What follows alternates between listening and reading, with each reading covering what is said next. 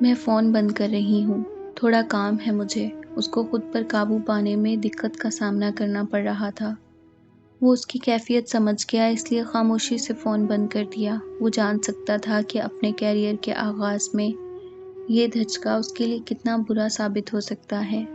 وہ بیڈ کی پشت سے ٹیک لگا کر افسردہ انداز میں بیٹھ گئی۔ اس کے دماغ میں آندھیاں سی چل رہی تھی۔ اتنا تو وہ جانتی تھی کہ حمزاد کی اطلاع 100% کنفرم ہوگی، لیکن اس کے باوجود اس کا دل و دماغ اس بات کو ماننے کے لیے راضی نہیں تھا۔ اسی وقت اس کے سیل فون کی ٹیکسٹ ٹون بجی۔ اس نے بجھے بجھے سے انداز میں اسکرین پر دیکھا۔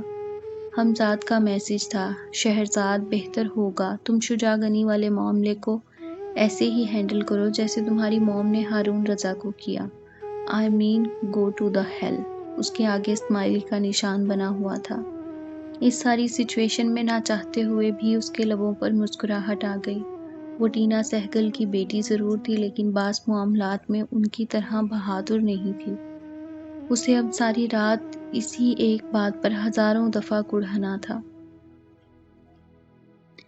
اسلام آباد کا موسم کافی بدل چکا تھا۔ فضاؤں میں ہلکی سی خنکی کا احساس بھر گیا تھا۔ وہ مناہل اور برہان کے ساتھ کانسرٹ میں پہنچی تو اس کا موڈ خاصا خوشگوار تھا۔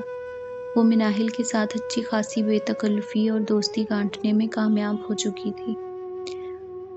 سریلی اکھیوں والے، سنا ہے تیری اکھیوں سے بہتی ہیں نیندیں اور نیندوں میں سپنے۔ وہ تینوں اندر داخل ہوئے۔ اس وقت راحت کی خوبصورت آواز پورے حال میں گونج رہی تھی۔ درِ شہوار کے دل میں شدت سے یہ خواہش جاگی کہ کاش اس وقت ہادی بھی یہاں ان کے ساتھ ہوتا۔ اس کانسرٹ کے انتظامیہ میں برہان کا ایک اسٹوڈنٹ تھا، اس لیے ان تینوں کو دوسری رو میں بڑے آرام سے سیٹس مل گئی تھیں۔ پروگرام بہت زبردست تھا۔ راحت کی سریلی آواز میں گونجنے والے گانے پر اس نے بارہا اپنے بھائی کو بڑے والہانہ انداز میں مناہل کے چہرے کو تکتے ہوئے محسوس کیا، اور اس کانسرٹ سے واپسی پر اسے یقین ہو گیا تھا کہ برہان کی زندگی میں اناپیا کی ڈور کٹ چکی ہے۔ اسے کچھ لمحے کے لیے افسوس ضرور ہوا، لیکن اگلے ہی لمحے وہ سر جھٹک کر ہادی کے سپنے بننے لگی۔ اسے یقین تھا کہ مناہل اپنے دل کی بستی آباد کرنے کی خاطر اس کے لیے کچھ نہ کچھ ضرور کرے گی۔ موسم تو آج بہت غضب کا ہے۔ برہان نے سر اٹھا کر آسمان کو دیکھا، جہاں بجلی کی چمک کے ساتھ بہت سی بوندیں زمین پر برسنے کو بےتاب تھیں۔ وہ تینوں جیسے ہی گاڑی کے پاس پہنچے، مناہل کے سیل فون کی مترنم گھنٹی بجی۔ اس نے مسکراتے ہوئے کال اٹینڈ کی اور بغیر سلام دعا کے شروع ہو گئی: ہادی کے بچے، اتنا خوبصورت پروگرام تم نے مس کر دیا۔ کتنی منتیں کی تھی میں نے کہ وقت نکال کر آ جاؤ۔ ہادی کا نام سنتے ہی درِ شہوار کے کان کھڑے ہو گئے۔ اس کا روم روم مجسم سماعت بن گیا۔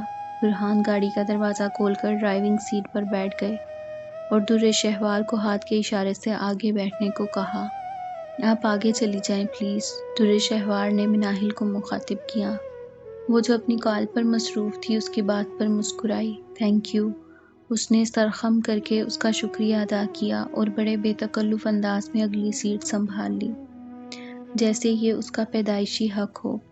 بکواس بند کرو ہادی، تمہیں اگلے ہفتے ہر صورت آنا ہوگا، ورنہ میں خفا ہو جاؤں گی۔ وہ بڑے مان بھرے انداز میں اس پر دھونس جما رہی تھی۔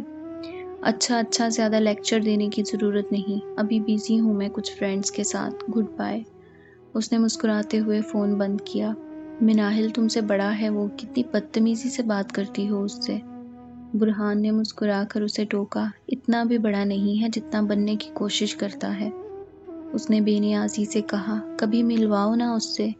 برہان کی بات پر درِ شہوار بری طرح سے چونکی۔ اس کا مطلب یہ تھا کہ برہان بھی نہیں جانتے تھے کہ مناہل کا بھائی کون ہے۔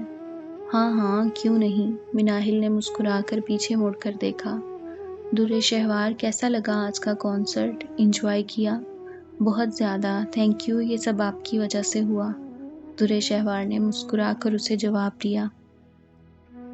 بس ٹھیک ہے، نیکسٹ ٹائم پھر دوبارہ انوائٹ کروں گی تمہیں، اس نے خوش دلی سے کہا تو درِ شہوار بھی مسکرا کر سیٹ کی پشت سے ٹیک لگا کر بیٹھ گئی۔ انوائٹ کرنے کی ضرورت ہی نہیں پڑے گی، میں اس کا ایڈمیشن کروا رہا ہوں یونیورسٹی میں۔ برہان نے اس کی معلومات میں اضافہ کیا۔ دیٹس گریٹ، وہ مسکرائی۔ درِ شہوار خاموشی سے ان دونوں کی نوک جھونک سننے لگی۔ اسے 2 ملاقاتوں میں ہی اندازہ ہو گیا تھا کہ برہان اور مناہل کی بہت زیادہ انڈرسٹینڈنگ تھی، لیکن اس کے باوجود برہان نے اسے انابیہ کے بارے میں نہیں بتایا تھا۔